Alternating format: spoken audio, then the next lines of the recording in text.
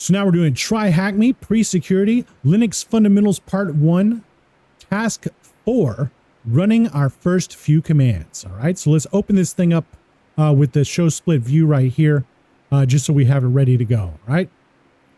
So as we previously discussed, a large selling point of using operating systems such as Ubuntu is how lightweight they can be. This, of course, doesn't come without its disadvantages, where, for example, often there is no GUI or graphical user interface, or what is known as a desktop environment that we can interact with the machine unless it's been installed. So yeah, like we got this GUI right here, this whole GUI right here, none of that in this thing. So a large part of interacting with these systems is using the terminal. So the terminal is purely text-based and is intimidating at first. Yeah, like back when I was a kid and there was only DOS, I hated that thing, but it is what it is. However, when we break down some of the commands, after some time, we'll quickly become familiar with using the terminal, all right? So this is what the terminal is going to look like. This thing right here, except for this is an Apple, a Mac, whatever. But yeah, same thing right here.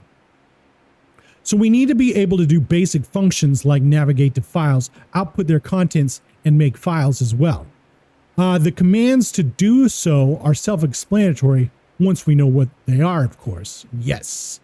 So let's get started with two of the first commands, which have been broken down in the table below. So we got the command in the description. We got echo as the first one, which outputs any text that we provide. And then we got Whoami right here, which finds out what user we're currently logged in as. We're probably not going to use this much at all, honestly. Just looking at it, it makes me think, why would I ever need to use this? But whatever. We're going to see snippets below for an example of each command being used. Ooh, maybe for hacking, we're going to use this a lot. Who knows? Anyway, let's go. So here's using echo. We've got the TryHackMe stuff just like this right here. And then we've got echo hello, and we can see it prints out hello right there. So if we go echo down here, echo, that's not anything. Echo hello. Yes, it does do that. And then we've got this TryHackMe echo hello friend, and you can see it's in quotes right here, but I think they probably changed it between 2021 and now.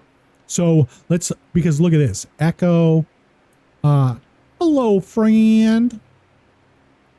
Still, it works like a charm. So they probably changed it up where we don't have to use quotes anymore. But anyway, as shown in the terminal above, if we want to echo a single word, we don't need to use double quotes. For example, echo hello.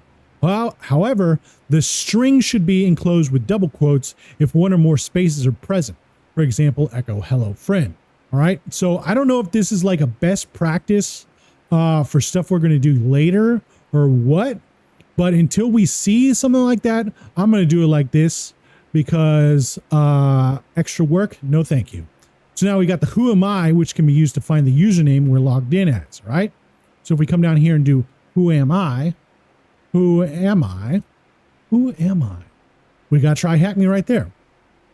So we tried it on our Linux machine. We don't need to go and do it again. Let's answer the questions below. So if we wanted to output the text TryHackMe, what would the command be? All right, so let's do echo TryHackMe, and it would be just like that.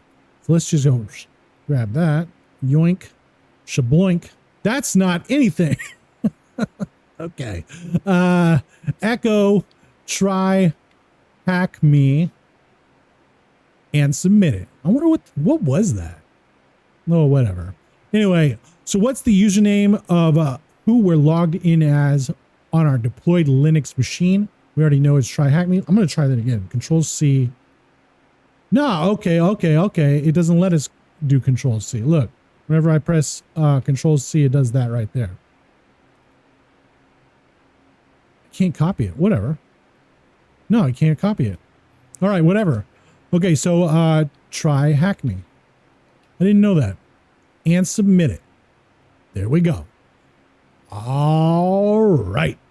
So now we're on to task 5, interacting with the file system, and we'll see you next time.